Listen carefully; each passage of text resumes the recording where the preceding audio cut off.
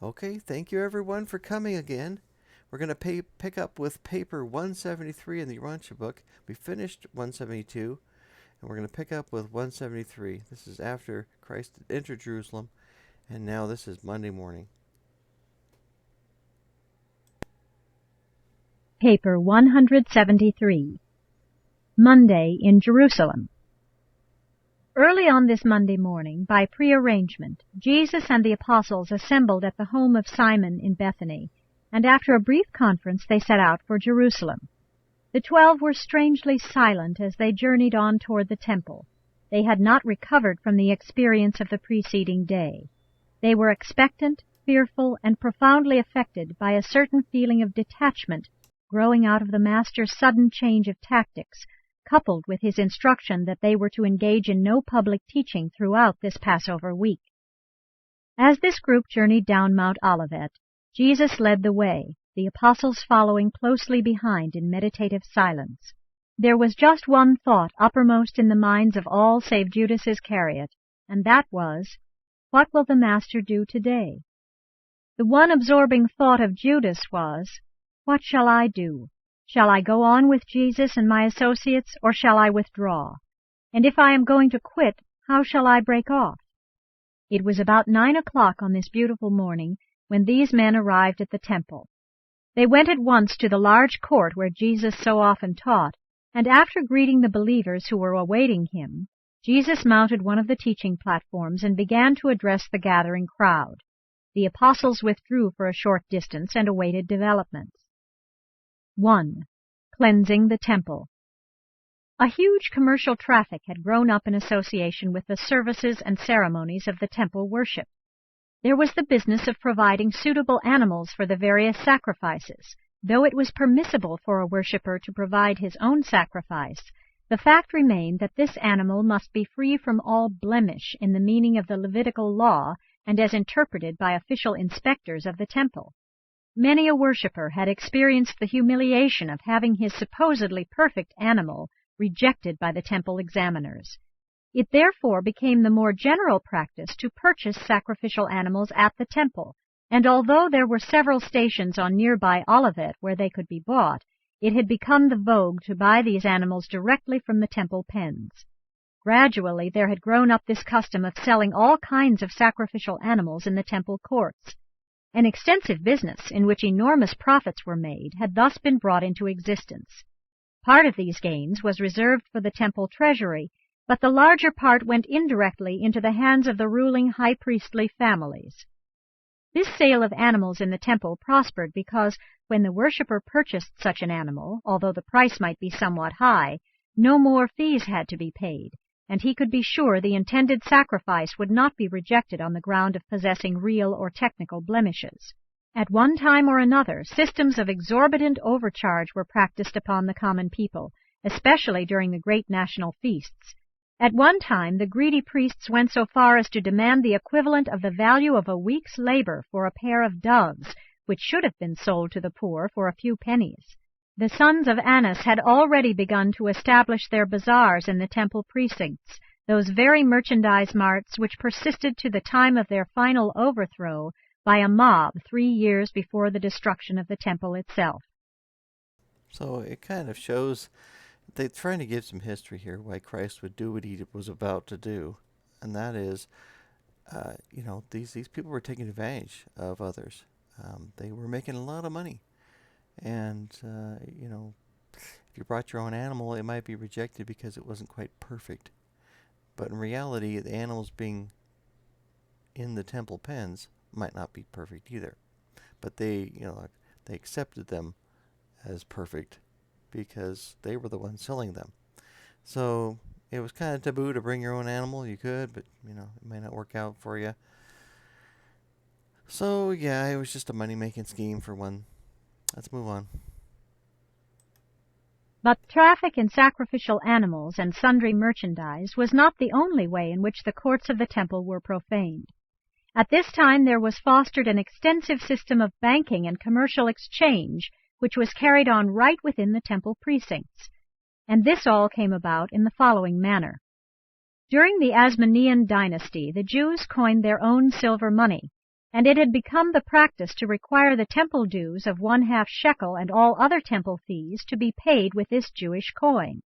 This regulation necessitated that money changers be licensed to exchange the many sorts of currency in circulation throughout Palestine and other provinces of the Roman Empire for this orthodox shekel of Jewish coining. The temple head tax, payable by all except women, slaves, and minors, was 1/2 shekel, a coin about the size of a 10-cent piece, but twice as thick. By the times of Jesus, the priests had also been exempted from the payment of temple dues. Accordingly, from the 15th to the 25th of the month preceding the Passover, accredited money changers erected their booths in the principal cities of Palestine for the purpose of providing the Jewish people with proper money to meet the temple dues after they had reached Jerusalem. After this 10-day period, these money changers moved on to Jerusalem and proceeded to set up their exchange tables in the courts of the temple.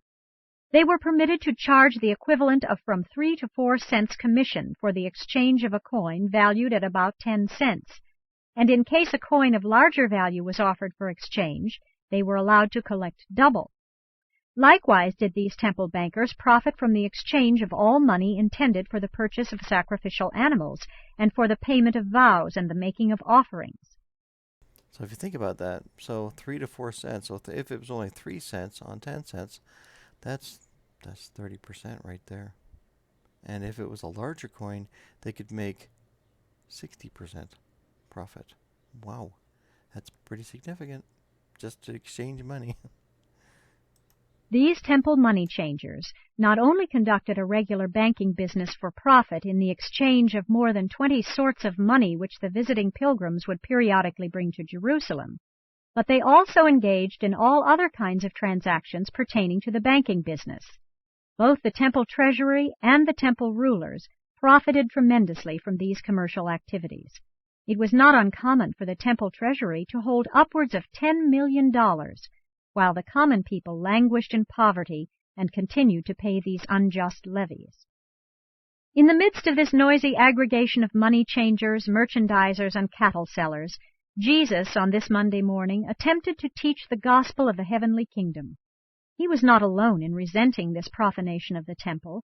The common people, especially the Jewish visitors from foreign provinces, also heartily resented this profiteering desecration of their national house of worship. At this time, the Sanhedrin itself held its regular meetings in a chamber surrounded by all this babble and confusion of trade and barter. As Jesus was about to begin his address, two things happened to arrest his attention. At the money table of a nearby exchanger, a violent and heated argument had arisen over the alleged overcharging of a Jew from Alexandria, while at the same moment the air was rent by the bellowing of a drove of some 100 bullocks, which was being driven from one section of the animal pens to another. As Jesus paused, silently but thoughtfully contemplating this scene of commerce and confusion, close by he beheld a simple-minded Galilean, a man he had once talked with in Iran, being ridiculed and jostled about by supercilious and would-be superior Judeans. And all of this combined to produce one of those strange and periodic uprisings of indignant emotion in the soul of Jesus. To the amazement of his apostles standing near at hand, who refrained from participation in what so soon followed, Jesus stepped down from the teaching platform, and going over to the lad who was driving the cattle through the court, took from him his whip of cords, and swiftly drove the animals from the temple. But that was not all. He strode majestically before the wondering gaze of the thousands assembled in the temple court to the farthest cattle pen, and proceeded to open the gates of every stall and to drive out the imprisoned animals. By this time the assembled pilgrims were electrified, and with uproarious shouting they moved toward the bazaars and began to overturn the tables of the money changers. In less than 5 minutes all commerce had been swept from the temple. By the time the nearby Roman guards had appeared on the scene, all was quiet, and the crowds had become orderly. Jesus, returning to the speaker's stand, spoke to the multitude. "You have this day witnessed that which is written in the Scriptures. My house shall be called a house of prayer for all nations, but you have made it a den of robbers." But before he could utter other words, the great assembly broke out in hosannas of praise, and presently a throng of youths stepped out from the crowd to sing grateful hymns of appreciation that the profane and profiteering merchandisers had been ejected from the sacred temple. By this time certain of the priests had arrived on the scene, and one of them said to Jesus, "Do you not hear what the children of the Levites say?" And the Master replied, "Have you never read, 'Out of the mouths of babes and sucklings has praise been perfected'?" And all the rest of that day, while Jesus taught, guards set by the people stood watch at every archway, and they would not permit anyone to carry even an empty vessel across the temple courts. So this was an example, a perfect example of a more or less popular uprising. Christ got it started, but the people themselves just got into it. It wasn't just Christ. I mean, Christ expressed himself, but the rest of the people did too, because they realized the desecration of the temple, and they were just tired of it, so they saw their opportunity. So it's a great example of a popular uprising led by one person. When you're right, and you know you're right on it, something, and you lead the others to say, this is right, you'd be surprised how many hearts and minds you change when others can see that and they recognize it and they've just suffered. They can rise up rather quickly. When the chief priests and the scribes heard about these happenings, they were dumbfounded. All the more they feared the Master, and all the more they determined to destroy him. But they were nonplussed. They did not know how to accomplish his death, for they greatly feared the multitudes who were now so outspoken in their approval of his overthrow of the profane profiteers. And all this day, a day of quiet and peace in the temple courts, the people heard Jesus teaching and literally hung on his words. This surprising act of Jesus was beyond the comprehension of his apostles.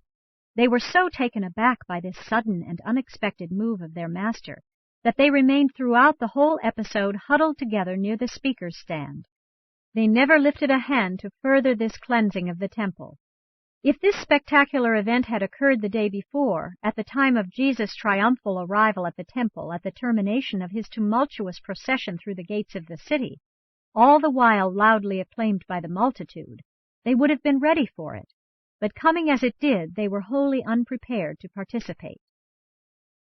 But it's interesting to point out that they chose not to participate.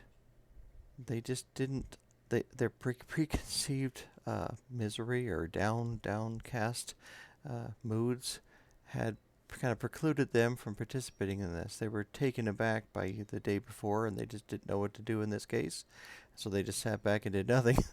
But regardless of what they did, in the end, it was an important thing because that entire day the multitudes listened to Christ. They could hear him because they had removed from them all the noise of the world. It's important to recognize the symbolism of what Christ does every time he does something. It's not just about the moment, it's about the symbolism. Remember, when it was all noisy, he stopped his preaching and sat there for just a moment, thinking about whatever he was going to do. At this time, Christ was God, so he had the ability to think far beyond himself, and this was what he chose, to drive the animals out, all the noise and din of all the things of the world that aren't necessarily bad, they're just all bottled up and penned in and kept keeping us from just hearing what Christ is trying to tell us, what the Spirit is trying to tell us. And then on top of that, you've got all these people that are trying to make money and take advantage of other people. So you've got all these competing noises and voices and things in your head and in your soul. Drive them out. Push them away long enough that you can actually hear the voice of the Lord, that you can hear the Spirit in your life. It's important to be able to have enough peace in your soul that you can hear the voice of the Lord in your life. And if that means driving forth all the cattle, all the things that are just a part of life, not good or bad, just stuff, do it. or if it's the things that of influences in your life that would be taking advantage of others, or you looking for advantage, or drive them out, that you may hear the voice of the Lord, that you may hear the Spirit in your life. Okay, we'll stop right there. Thank you again for coming.